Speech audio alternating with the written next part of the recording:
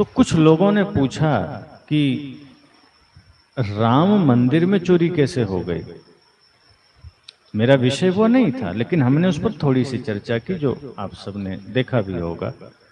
तो कुछ लोग पर्सनल मैसेज करके कहते हैं कि आप राम जी के खिलाफ में क्यों बोल रहे हैं। हमने कहा कि ये राम का खिलाफ इसमें क्या है। जिसने चोरी की, क्या वो राम की पूजा कर रहे थे? जो राम जी के सामने ही राम मंदिर में चोरी कर लिया। चलो, इंसानों का भय नहीं है, कोई बात नहीं। पुलिस का भय नहीं है, कोई बात नहीं। सरकार का भय नहीं है, कोई बात नहीं। बड़ा दबंग आदमी रहा होगा, ताकतवर रहा होगा, लेकिन क्या राम का भी भय नहीं है? जिस राम के लिए इतने खून खराबे हुए, जिस मंदिर के लिए इतनी लड़ाइयां लड़ी गई, उसी राम के अस्तित्व को स्वीकार करके वहां मंदिर बना। और उसी राम मंदिर में जो लोग चोरी कर रहे थे, धड़ल्ले से दान पेटी से पैसे ले रहे थे, क्या उन्हें ये पता नहीं था कि राम जी देख रहे होंगे और हमारी इस गलती पर मार सकते हैं? जो राम छोटी छोटी गलती पर लोगों को बाण से मार दिया करते थे, उन्हीं के मंदिर में ये घोटाला क्या राम देख नहीं पाए?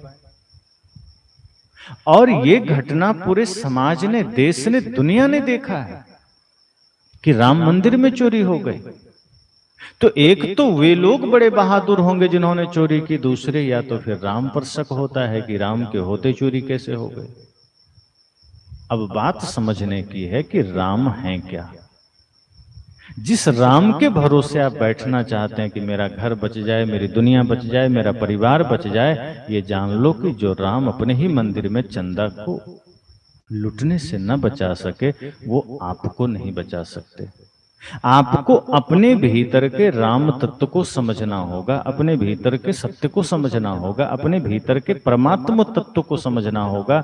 और अगर आपने समझ लिया तो ये बाहरी सारे भ्रमजाल कट जाएंगे। ये समझना कि उस मंदिर में कहीं राम बैठे होंगे, अब ये समझ लीजिए कि मंदिर राम का सिर्फ प्रतीक है, वहां राम बैठे नहीं।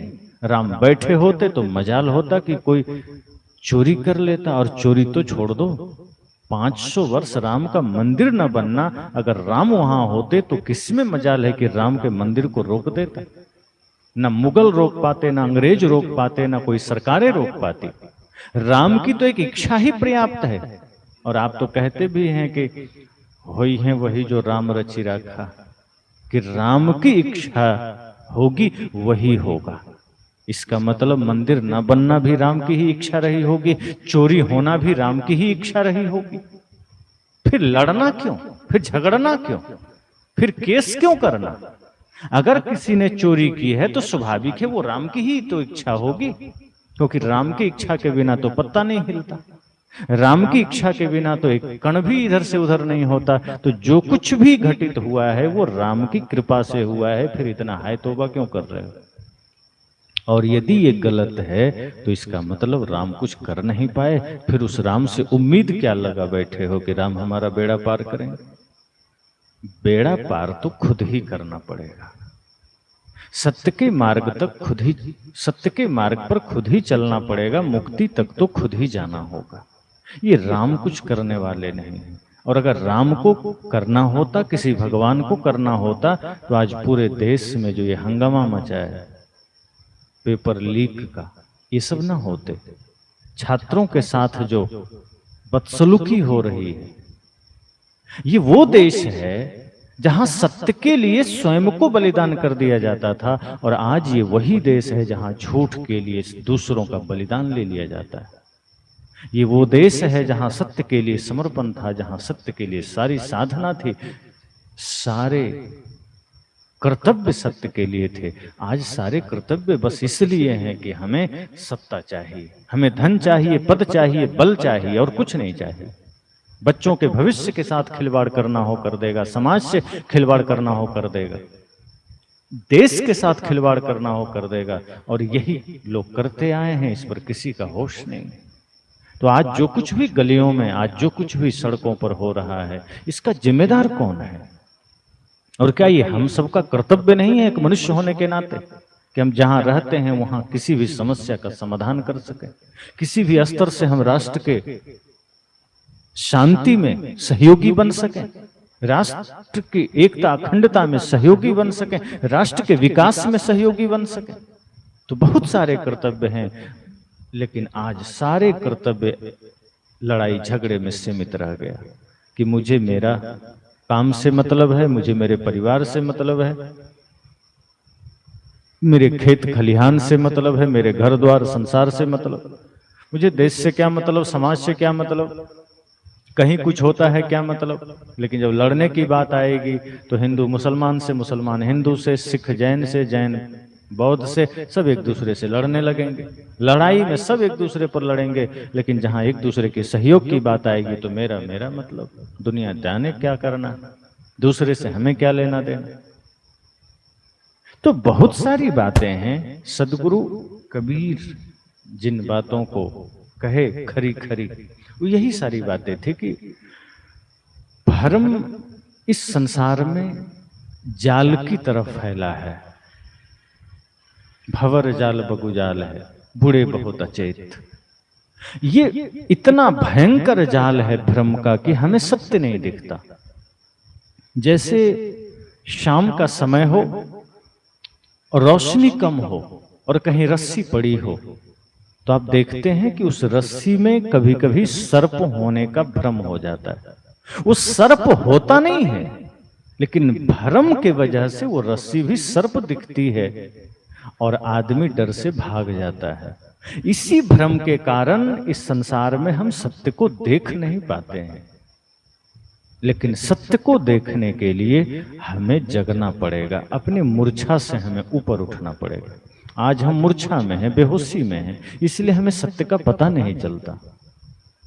इसलिए संतों के विचार है। और कई जगह लोग ये भी सवाल करते हैं कि किस पर भरोसा करें, नेता चोर, प्रशासन चोर, जनता चोर, साधु भी चोर, तो भरोसा किस पर करें। इसी में हमें सत्य को खोजना है। जैसे आप चावल बनाते हैं तो उसी चावल में कंकड़ भी है, उसी में कीड़े भी हैं। तो आप क्या करते हैं, हार मानकर बैठ जाते हैं कि नहीं, इस चावल में हम सही चावल को कैसे चुने, इसमें तो कीड़ा भी है, कंकड़ भी है, कि नहीं या तो सब बना देंगे। नहीं, आप बड़े ही तल्लीनता से, एकाग्रता से बैठते हैं, एक एक कंकड़ चुनते हैं, एक एक कीड़े को निकालते हैं, धुलाई करते हैं और सही चावल बना लेते हैं। अपने आसपास हमें यही तो करना है। अपनी विवेक की दृष्टि से हमें सही व्यक्ति को पहचानना है, सही संत को पहचानना है। अब दो चार गंदे मिल गए, दो चार ढोंगी पाखंडी मिल गए, उसके वजह से हमें जीवन में कभी कुछ झेलना पड़ गया, अब हम सच्चे संत को भी ठुकरा दिए। ये तो ऐसा ही हुआ कि कभी नाली का पानी सामने आ गया, पीने को नहीं पीने का मन किया, फेंक दिया। अब किसी ने आरओ का फिल्टर का पानी दिया, हमने उसको भी लात मार के फेंक दिया, अब प्यासे मरो। अरे गंदा पानी फेंका, बात समझ में आती है, पर यह भी तो देखो कि कोई साफ पानी भी हो सकता है, और जीना है तो साफ पानी की आवश्यकता है। इसी तरह से अगर गंदे व्यक्ति, बुरे व्यक्तियों से कभी सामना हो गया है, तो अच्छे व्यक्ति की तलाश भी तो करनी पड़ेगी, सच्चे व्यक्ति की तलाश भी तो करनी पड़ेगी, सच्चे संत की तलाश भी तो करनी पड़ेगी, क्योंकि वहीं आंखें खुलेगी। सच्चे संत भ्रम की बात थोड़े करेंगे कि हाँ आओ मेरे शरण में पूजा करो, काम बन जाएगा, कुछ भी करते रहो। वो आपके मान्यताओं पर चोट करेंगे। वो ये चिंता नहीं करेंगे कि सत्य बोलने से आप दूर हो जाएंगे, कि हाँ राम मंदिर में बड़ी आस्था है, और वो कहेंगे नहीं नहीं ठीक है तुम्हारी आस्था है, राम कृपा करेंगे। जो सच्चे संत कहेंगे नहीं, तुम चाहे जितनी वहां नाक रगड़ लो, राम है ही नहीं जो तुम पर कृपा करें, क्योंकि जिस रूप में राम है वो सबके भीतर बैठा हुआ है। वो रमने वाला राम है, वो चेतन राम है, आत्मा राम है, वो सबके घट में है। सृष्टा रूप में कि सृष्टि को किसी ने बनाया है, या अयोध्याधीश राम, दशरथ पुत्र राम, ऐसा कोई है जो कहीं बैठे होंगे, वो नहीं है। और वो नहीं है तो उनको खोजना, उनको पाने की लालसा रखना, उनके भरोसे अपना घर छोड़ देना, उनके भरोसे देश छोड़ देना, ये सिर्फ कायरता है, ना समझी है। अपने भीतर के सत्य को जगाओ। अगर ऐसा नहीं होता तो जगह जगह मंदिर हैं, जगह जगह मस्जिद हैं, जगह जगह गिरजाघर हैं, वे सारे के सारे धार्मिक स्थल देश की समस्याओं का समाधान कर पाते। लेकिन सच्चाई कहूं तो देश की समस्याओं का कारण ही ये मंदिर, मस्जिद, गिरजाघर, गुरुद्वारे हैं। हालांकि गुरुद्वारा फिर भी लंगर चलाता है, गुरुद्वारे में सेवा होती है, गुरुद्वारा समय समय पर देश के लिए, समाज के लिए बिना भेदभाव किए खड़ा रहता है सेवा के नाम से। लेकिन बाकी जगहें तो इस तरह से बहुत कम मिलते हैं, भ्रम ज्यादा मिलते हैं, पाखंड ज्यादा मिलते हैं। आप मंदिर चले जाओ, मस्जिद चले जाओ, भ्रम और पाखंड के सिवा वहां कुछ नहीं मिलेगा। बड़े बड़े पुजारी बैठे हैं दान लेने के लिए, और वो आपको बताएंगे कि राम की कृपा बरसेगी, ऐसे करो वैसे करो, लेकिन वो राम की कृपा नहीं लेता है, वो राम की अनुकंपा नहीं लेता है, वो दान पेटी से दान लेकर घर लेके चला जाता है। उसको राम पर भरोसा नहीं। वो पुजारी आपको राम पर भरोसा करना सिखाता है कि राम पर भरोसा रखो, सारा काम बनेगा, लेकिन उस मूढ़ को खुद राम पर भरोसा नहीं। अगर भरोसा होता तो वो पैसे के पीछे नहीं भागता, फिर वो आपको ठगने की चेष्टा नहीं करता। और आप जगह जगह जाएं, ये पंडित पुजारी ज्यादातर आपको ठगने की चेष्टा में होते हैं। और अगर आपसे नहीं बात बनी तो भगवान के नाम पर वीआईपी दर्शन के नाम पर पैसे ले लेंगे, और उससे भी बात कम बन रही है तो दान पेटी का ताला खोल के कुछ घर पहुंचा देंगे। तो कहां राम पर भरोसा हुआ? अगर राम पर भरोसा होता तो दान पेटी की तरफ देखता भी नहीं।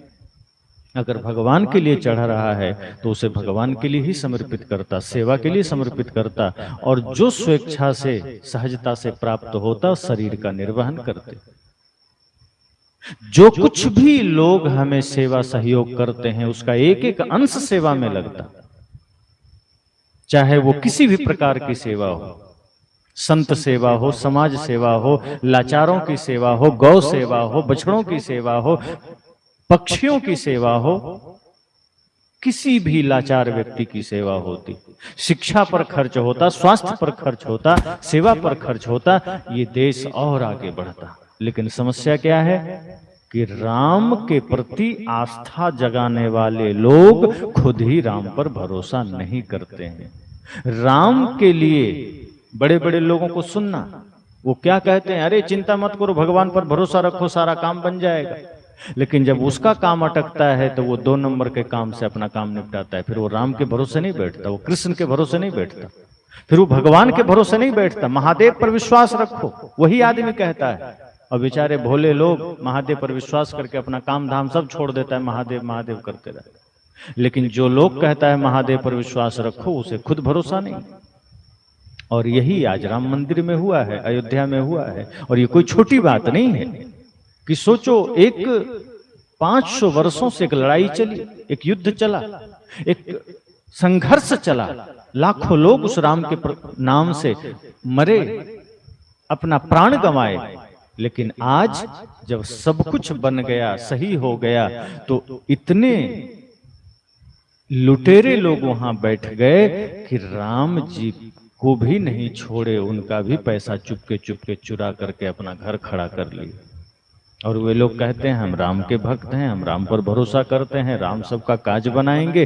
अरे सब एक दूसरे के, न राम पर भरोसा किसी को है, न राम के प्रति किसी को आस्था है, न राम को वो जानते हैं। अपना काम बनने के लिए सब उटपटांग काम करते हैं। आप खुद सोचिए कि जो देश महंगाई बेरोजगारी से गुजर रहा हो, जो देश प्रदर्शन और धरना से गुजर रहा हो, उस देश में इतने सारे भगवान का क्या काम है? एक भगवान काफी होता, ये सारी समस्याओं का समाधान कर देते। क्योंकि भगवान के पास तो असीम शक्तियां हैं, असीम सामर्थ्य है, और कम से कम भारत को तो उबार ही लेते। लेकिन वो भारत कई मामलों में तो छोटे छोटे गरीब देशों से भी पीछे। मीडिया की हालत देखो, इतनी बदतर हो गई 157 नंबर पर भारत की मीडिया है पूरे दुनिया में। इसी तरह शिक्षा में, स्वास्थ्य में, समानता में, बहुत से चीजों में भारत कितना पीछे चला गया। और ये सब किस वजह से है? क्योंकि कुछ लोग बरगला करके अपना काम बना रहे हैं, बाकी किसी से कोई लेना देना नहीं। बहुत सी बातें हैं, आपको जागना पड़ेगा। भारत के अलावा अन्य जो देश हैं वो भले ही वहां राम नहीं कभी हुए, कृष्ण कभी नहीं हुए, वहां कोई बहुत बड़े बड़े संत नहीं हुए, वहां बहुत बड़ी बड़ी धार्मिक किताबें नहीं है, वहां धार्मिक मंच नहीं लगते हैं, लेकिन वे अनुशासन में जीते हैं, वे सत्य में जीते हैं, वो मर्यादा में जीते हैं। वहां की सरकारें अपनी जनता के लिए जागरूक है, वहां की सरकारें अपनी जनता के लिए सजग है। यहां आपके हर खाने पीने की चीज में मिलावट है, जहर है, कोई सरकार को उससे लेना देना नहीं। आप मरें जिए कोई बात नहीं, कंपनियां सरकार के उस विभाग को लाखों करोड़ों अरबों रुपए दे दिया, उसको लाइसेंस मिल जाता है, मांस बेचने का लाइसेंस मिल गया, गाय काटने का लाइसेंस मिल गया, जहर वाला सामान बेचने का लाइसेंस मिल गया, सारी गंदगी बेचने का लाइसेंस मिल गया।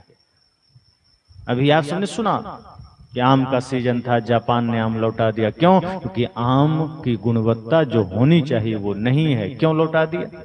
वहां की सरकार भी सोचती कि चलो अपने लिए कुछ अच्छा मंगा लेते हैं, बाकी यहां बेच के पैसा कमा लेंगे, लेकिन नहीं। बाहर सरकारों के पास सजगता है, संवेदना है, होश में है कि अगर एक भी मेरे देशवासियों को दिक्कत हुई तो वो मेरी पीड़ा है, वो मेरी कमजोरी है। लेकिन यहां की सरकारों के तो चमड़ी गैंडा से भी मोटा है, कुछ भी करो पता नहीं चलता। आप भूखे रहो, नंगे रहो, लुट जाओ, बर्बाद हो जाओ, गलत खा पी के मर जाओ, मिलावट वाली दवाइयां खा के बीमार हो जाओ, कैंसर से मर जाओ, गलत खान पान से कुछ हो जाए, घी पाम ऑयल डाल डाल के घी बेच रहे हैं, डुप्लीकेट दूध बिक रहा है, चावल डुप्लीकेट बिक रहा है, तेल डुप्लीकेट। आप सरसों का तेल खरीदने जाओ शुद्ध नहीं मिलेगा, घी खरीदने जाओ शुद्ध नहीं मिलेगा, मसाले शुद्ध नहीं मिलेंगे, हर चीज में मिलावटबाजी है और लाइसेंस सरकार दे रही है।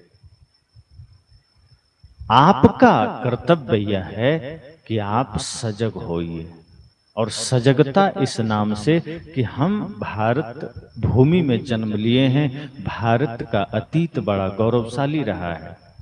समय समय से पाखंडियों ने, अंधविश्वास में जीने वालों ने, तथाकथित कुछ मूढ़ों ने इस देश को खोखला करने का प्रयास भी किया है, लेकिन कभी यह भूमि वीरों की भूमि हुआ करती थी, कभी यह भूमि दानियों की भूमि हुआ करती थी, दानवीरों की, वीरों की, मुनि ऋषियों की, सती साध्वियों की, वीर वीरांगनाओं की भूमि हुआ करती थी।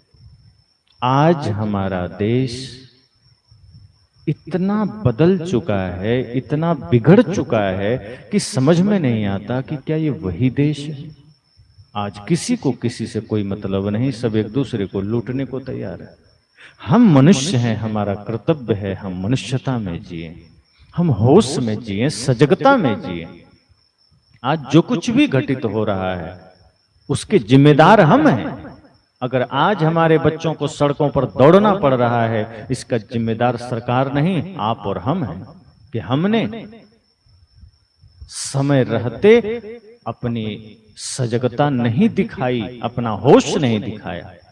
हम इतनी जल्दबाजी में होते हैं कि हम कहीं भी बस अपना काम बन जाए, बाकी किसी का बने न बने कोई बात नहीं। और यही कारण है कि आज ये देश इन समस्याओं से ग्रसित है। और क्या क्या नहीं हो रहा है बीच में। आप व्यवहारिक जीवन में देखें, हर किसी को जाना है, चलना है, गाड़ी एक साधन है। तो जिस देश में सरकारें अपना जेब भरने के लिए, और सरकारें मतलब भारत का खजाना भरने के लिए नहीं, अपना जेब भरने के लिए अगर भारत का कोष भरता है और वो गरीबों पर खर्च होता है, देश की समृद्धि और विकास में खर्च होता है, तब तो बात समझ में आती है। लेकिन तब भी सरकारें इतनी सजग होती है कि अपने देशवासियों से गद्दारी नहीं करती, तब भी लोग अपने ही लोगों को धोखा नहीं देते। लेकिन यहां भी लंबे समय से बिना किसी विजन, बिना किसी कारण के, अब आप समझ लीजिए कि बिना किसी तैयारी के पेट्रोल हटा दिया ओरिजिनल, उसमें 20% एथेनॉल लेकर आ गया। तैयारी नहीं। सरकारें जापान का उदाहरण देती हैं, वियतनाम का उदाहरण देते हैं, ब्राजील का उदाहरण देते हैं, और आप सब सुन रहे हैं, देख रहे हैं, आज किसी से कुछ छिपा नहीं है कि उन देशों ने बरसों, कई दशकों तैयारी की है, और उसमें भी जापान में अभी मात्र 3% एथेनॉल मिलता है। और हमारे यहाँ मोटा मुनाफा खाने के चक्कर में सरकार ने इसे जल्दी ले आया कि नहीं, आम आदमी की गाड़ी चाहे वो कबाड़ बन जाए, हमें क्या लेना देना, हम तो सरकारी खजाने से हवाई जहाज, हेलीकॉप्टर और गाड़ियों पर चलते रहेंगे, हमें कोई दिक्कत नहीं। आपकी गाड़ी, आपका जीवन, आपका वर्तमान की समस्याओं से सरकार को कोई लेना देना नहीं है, वो सजग नहीं है, उससे सिर्फ अपनी समस्या दिखती है। अब सोचिए जरा कि हमसे गरीब गरीब देशों में पेट्रोल 100-105 रुपए लीटर है, 102 रुपए लीटर है, और हम भारतवासी जो हम कहते हैं हम तो 5वीं 4थी बड़ी अर्थव्यवस्था है, हालांकि 6वीं हो गए, और यहाँ क्या स्थिति है, यहाँ ओरिजिनल पेट्रोल चुपके 167 रुपए लीटर हो गया, और एथेनॉल मिला हुआ 115 हो गया, कहीं 100 हो गया। आम आदमी करे तो क्या करे, कहां जाए? और ये सरकार कान में इतना मोटा रुई ठूंस लिया है कि वो सुनाई नहीं देता। आप कुछ भी कहिए वो नहीं सुनेगा। ये स्थिति आज समाज की है, और ये हमारी कमजोरियों की वजह से। और ये जान लीजिए कि एक आध्यात्मिक जीवन है, एक भौतिक जीवन है।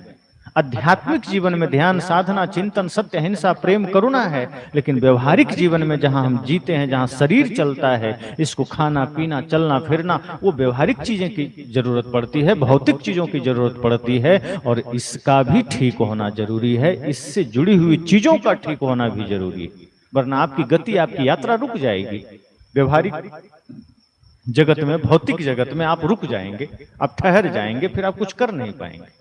और यहाँ इस समाज के साथ, इस देशवासियों के साथ कितना बड़ा खेल चल रहा है।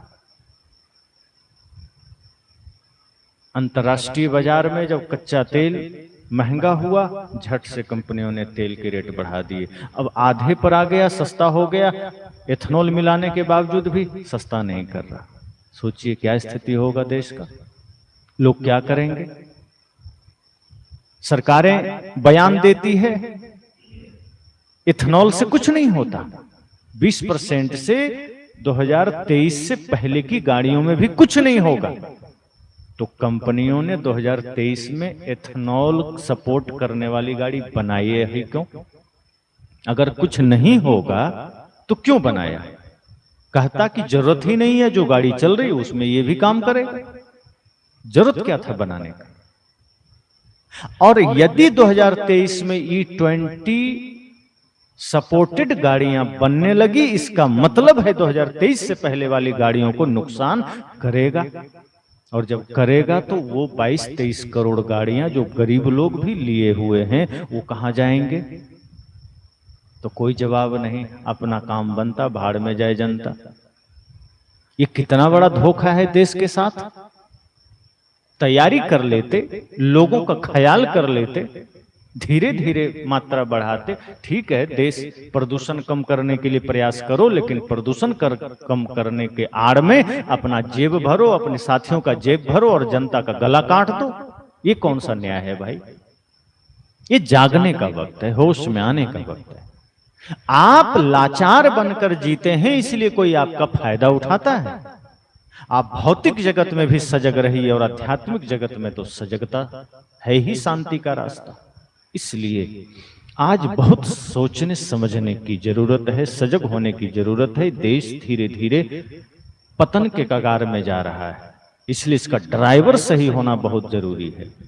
ड्राइवर गलत होगा, अगर एक बस में 40 यात्री है मान लीजिए, और 40 एकदम धर्मात्मा है, ध्यानी है, बस में भी ध्यान कर रहा है, लेकिन ड्राइवर एक नंबर का शराबी है, तो क्या होगा वो 40 यात्री का? वो बड़ा धर्मात्मा है, वो एकदम नशा नहीं करता है, ध्यान में बैठा है, पर अगर ड्राइवर शराबी निकल गया तो गड्ढा में लेके चला जाएगा। लेकिन अगर 40 यात्री नशे में है, मांस मछली खाया है, शराब पिया है, और ड्राइवर धर्मात्मा है, वो होश में है, तो वो 40 को बचा लेगा, वो मरने नहीं देगा। इसलिए ड्राइवर का सही होना, नेतृत्व करने वाले का, मार्गदर्शन देने वाले का, अगुआ का सही होना बहुत जरूरी है। इसलिए मैंने कहा कि ये जागने का वक्त है। एक मनुष्य होने के नाते हम सबके बड़े कर्तव्य हैं। आज आपके बच्चे सड़कों पर हैं, कल किसी समस्या के लिए सड़क पर होंगे, कल एक छोटी छोटी बातों के लिए आपको सड़क पर आना पड़ेगा और परिणाम कुछ नहीं निकलेगा। ये देश तो ऐसा हो जहां एक दूसरे की पीड़ा में सहयोगी बन सके, जहां एक दूसरे की समस्याओं में सहयोगी बन सके। ये देश, ये लोग इतने संवेदनहीन कैसे हो गए? ये संवेदना कहां चली गई? लोगों के भीतर की करुणा कहां चली गई? ये पतित स्थिति कैसे इस देश की हो गई? हमारे शास्त्रों में, हमारे संतों ने कहा कि प्रेम ही जीवन है, प्रेम ही परमात्मा है, करुणा ही जीवन है, करुणा ही धर्म है, दया ही धर्म है, और वो नजर नहीं आता, वो दिखाई नहीं देता। इसलिए आज यदि हम मनुष्य हैं तो हमारा कर्तव्य है कि हम जागें, हम होश में आए। तो मैंने कहा कि गुरु पूर्णिमा का समय है, विशेष जब आगे लाइव सत्र चलेगा तो विभिन्न प्रश्नों पर, विभिन्न बिंदुओं पर हम विस्तार से चर्चा करेंगे। अभी आप सभी लोग काफी लंबे समय बाद लाइव में जुड़े हैं। अजय कुमार जी, प्रभाकर पावरे जी, राजेश कुमार जी, रानी कुमारी जी, दमन दास साहू जी,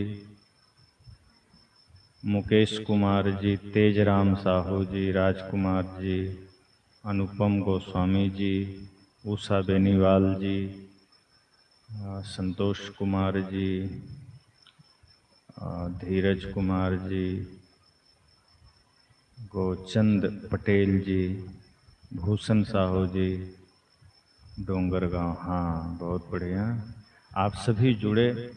और आगे प्रश्नोत्तरी का कार्यक्रम जब शुरू होगा तो हम इसी तरह आप सबके प्रश्न भी लेंगे और उस पर चर्चा करेंगे।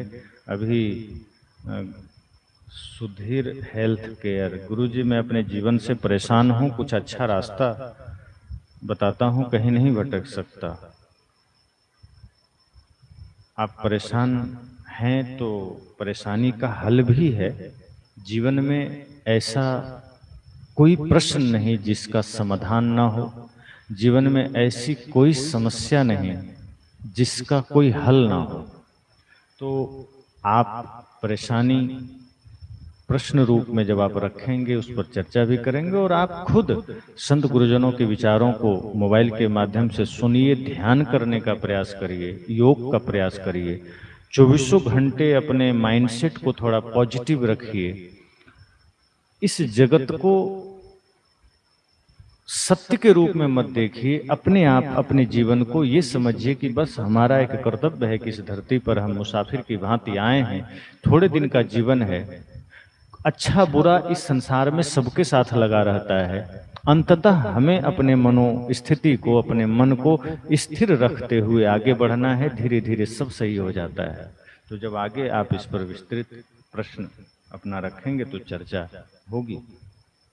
तो गुरु पूर्णिमा का कार्यक्रम है, इसलिए मैं लाइव आया था कि आगे जो अगला दिसंबर में जो अपना कार्यक्रम होता है वो हम लोगों ने इस बार स्थगित किया है, क्योंकि साउंड खराब हो गया था तो आप सब सुन नहीं पाए थे।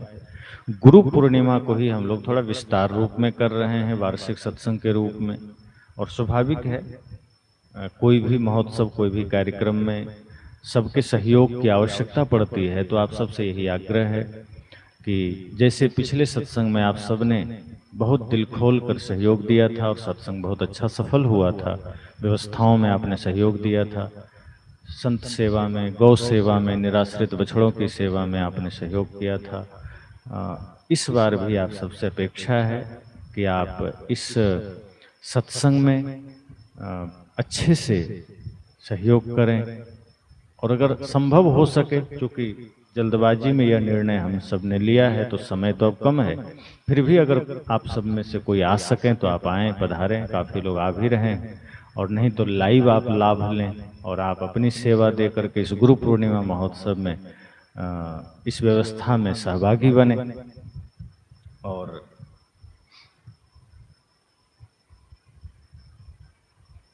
सुधीर जी कह रहे हैं बेरोजगारी आ गई है, पूरे देश की स्थिति है।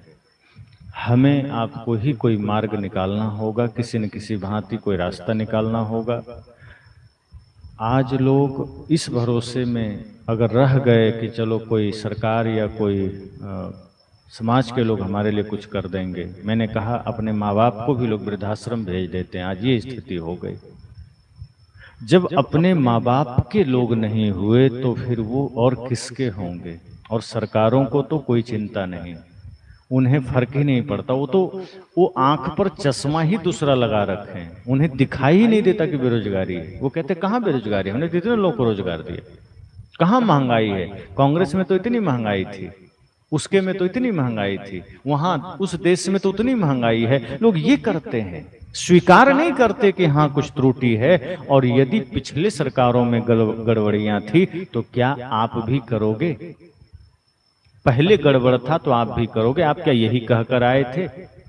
अरे आप अच्छा करेंगे, अगर आप कुछ बढ़िया करेंगे तो आपके प्रति लोगों का विश्वास बढ़ेगा, और आपसे अगर उम्मीद है इसका मतलब भरोसा करते हैं लोग। और भरोसा और पूछते उन्हीं से हैं, मांगते उन्हीं से हैं जिनसे उम्मीद होती है। और आप अगर ये कहेंगे कि समस्या ही नहीं है तो सोचो क्या होगा इस देश का।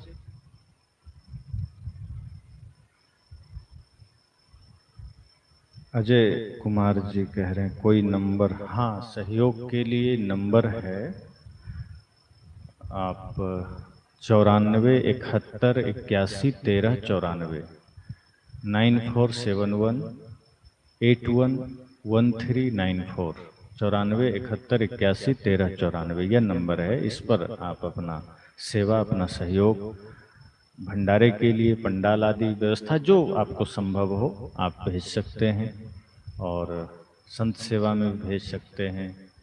गौशाला चलती है, जिस मद में आपको इच्छा हो आप अपना सहयोग दे करके इस गुरु पूर्णिमा महोत्सव को सफल बनाने में अपनी भूमिका निभाएं।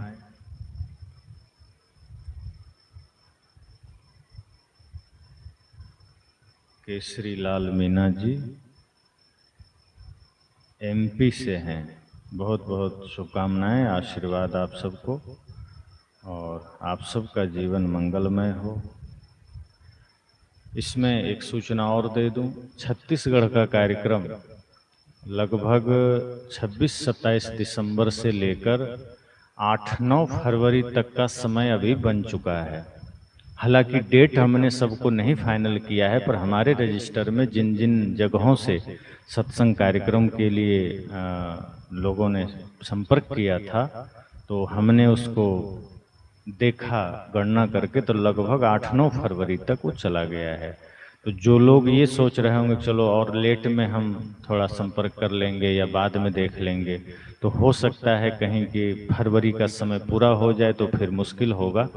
इसलिए अगर किन्हीं के मन में होगा या कोई आपसे चर्चा कर रहे होंगे तो अभी गुरु पूर्णिमा और अगस्त तक लगभग हम ये अवसर इस बार रख रहे हैं कि इतना समय तक अगर आ गया, क्योंकि फरवरी तक ही छत्तीसगढ़ का कार्यक्रम होना है हमारा, उसके बाद हम फिर मध्य प्रदेश आदि में चल देंगे। तो अगर वो इच्छुक होंगे, कई बार क्या होता है कि मन में बात चल रही होती कि चलो सितंबर या अक्टूबर में बात कर लेंगे, लेकिन चूंकि इस बार ज़्यादातर कार्यक्रम जनवरी में ही आ गए थे और कुछ अभी बीच में आए, तो इस वजह से लगभग 8-9 फरवरी तक का समय बन चुका है। अब वो सिर्फ डेट सबका फाइनल करना है। कुछ डेट भी फाइनल हो गए हैं, जो सूचना अभी दी नहीं गई है, और गुरु पूर्णिमा के जस्ट बाद सभी सूचनाएं और लिस्ट प्रकाशित हो जाएंगी। आप सबको किसी न किसी माध्यम से मिल भी जाएंगे।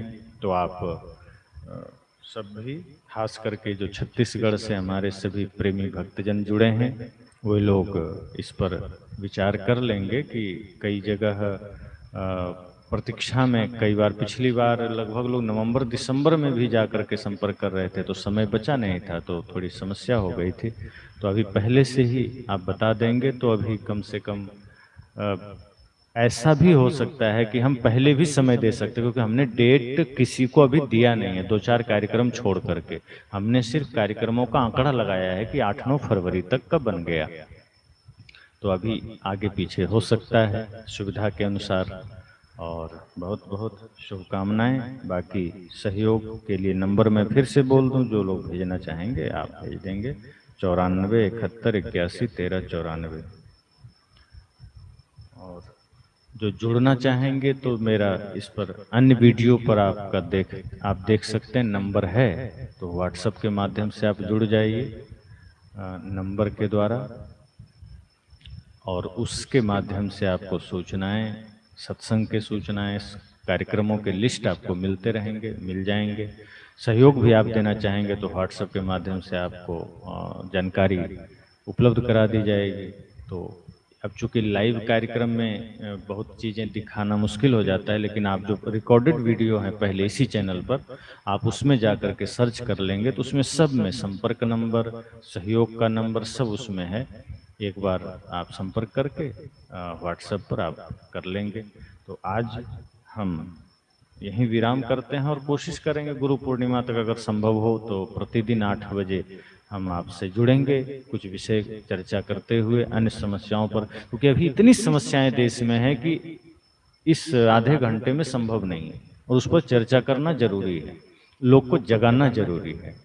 क्योंकि जब सत्ता या समाज धीरे धीरे अच्छा करने का संकल्प लेकर चले और बाद में फिर अहंकार के कार पर सवार हो जाए, तो फिर वहां जागना जरूरी है। अंधा बनकर किसी के पीछे भागना नहीं है, हमें सत्य का सहयोग करना है, हमें धर्म का सहयोग करना है, ज्ञान का सहयोग करना है। और अगर कोई ज्ञान के मार्ग से उतर गया है, सत्य के मार्ग से उतर गया है, तो फिर उसे हटा के दूसरे को लाना भी है। तो इसलिए हम सबको जागना है, या तो उसे ठीक करना है, या तो उसको प्रेरित करना है, उसे एहसास कराना है कि आप गलत मार्ग में चल रहे हैं, उठिए।